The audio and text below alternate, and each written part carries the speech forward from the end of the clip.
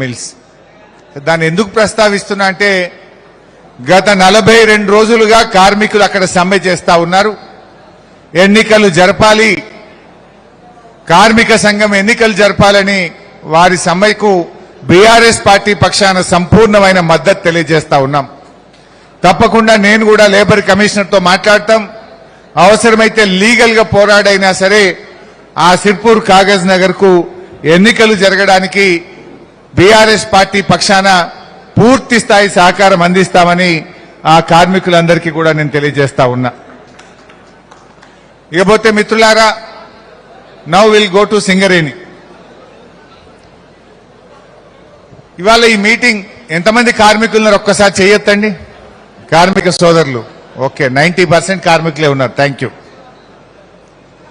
ఈ సమావేశం ఇప్పుడేం ఎన్నికలు లేవు, రాజకీయాలు కావు. రేపో మాపో ఓట్లేసేది అంతకంటే లేదు. 2.5 సంవత్సరాల ఎలక్షన్ ఉంది. ఈ ప్రయత్నం ఎన్నికల కోసమో రాజకీయాల కోసమో కాదు, ఈ సింగరేణిని కాపాడాలి. 2.5 సంవత్సరాల్లోనే ఇవాళ సింగరేణిని ఆగమాగం చేసింది కాంగ్రెస్. కార్మిక సోదరులారా, ఈరోజు మనం మేల్కొనకపోతే ఈ సింగరేణి ఏ అదానీకో అంబానీకో అమ్మేస్తారు.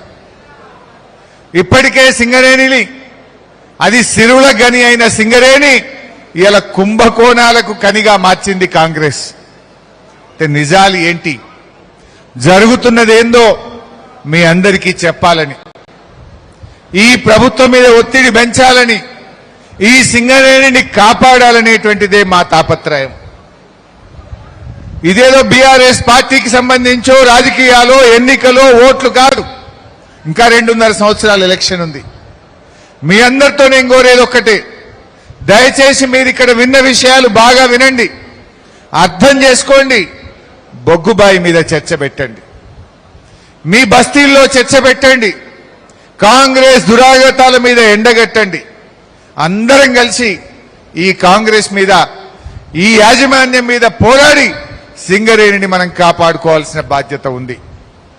మీరందరూ చూస్తున్నారు, దాదాపు గత 2 నెలలుగా మేము పోరాడుతూ వచ్చాం.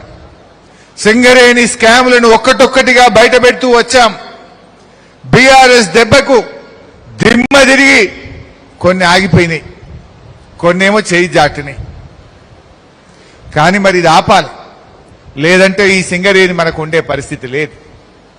దయచేసి ఇలా మీరు ఇంకోటి కూడా గమనించాలి.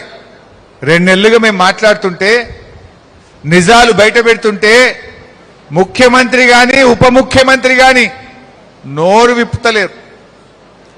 నిజంగా మేము చెప్పిన దాంట్లో అవాస్తవాలుంటే, తప్పుంటే ఆకాశం అంత ఎత్తి ఎగరకపోదురా?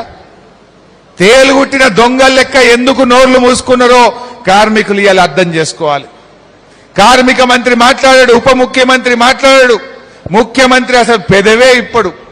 ఎందుకంటే దీంట్లో ఈ స్కాముల్లో ప్రధాన పాత్రధారి, సూత్రధారి రేవంత్ రెడ్డి బాంబర్ది సృజన్ రెడ్డి. ఆధారాలతో సహా ఇప్పుడు నేను మీ ముందు బయట పెడతా. నిజంగా బీఆర్ఎస్ పార్టీ నిజాలను బయట పెడుతుంటే ఎందుకు ఈ కాంగ్రెస్ ప్రభుత్వం పెదవులు విప్పుతలేదో దయచేసి కార్మిక సోదరులు ఆలోచించాలి. నేనేం రాజకీయాలు మాట్లాడదలుచుకోలే. జరుగుతున్న తప్పులు, జరుగుతున్న అవినీతి, సంస్థ ఎట్లా దిగజారుతుందో, సంస్థ ఎటువైపు పోతుందో ఆ నిజాలను మీ ముందు ఆధారాలతో సహా పెట్టే ప్రయత్నం చేస్తున్నా. నేను మాట్లాడే ప్రతి మాట డాక్యుమెంటల్ ఎవిడెన్స్ తో మాట్లాడుతున్నా. 6 నెలలు రీసెర్చ్ చేసి 6 నెలలుగా సమాచార హక్కు చట్టం ద్వారా అన్ని వివరాలు సేకరించి ఆధారాలతోని ఇలా మీ ముందు నేను మాట్లాడుతున్నా. దీని మీద దమ్ముంటే రేవంత్ రెడ్డి, బట్టి విక్రమార్క గారు అసెంబ్లీ సమావేశపరచండి. అసెంబ్లీలో ఆధారాలతో సహా రుజువు చేయడానికి నేను సిద్ధం. ఒకవేళ నేను చెప్పింది అవాస్తవమైతే రాజీనామా చేసి పదవికి శాసనసభ నుంచి బయటకు వెళ్ళడానికి కూడా నేను సిద్ధం. మీకు నిజాయితీ ఉంటే, దమ్ముంటే శాసనసభ పెట్టండి, సింగరేణి మీద చర్చిద్దాం. మీకు చేత కాదు. 2 నెలలుగా మేము మాట్లాడుతున్నా కూడా నోరు విప్పలేరు మీరు. పెదవి విప్పడం లేదంటేనే ఇలా కార్మికులు అర్థం చేసుకోవాల్సినటువంటి అవసరం ఉంది.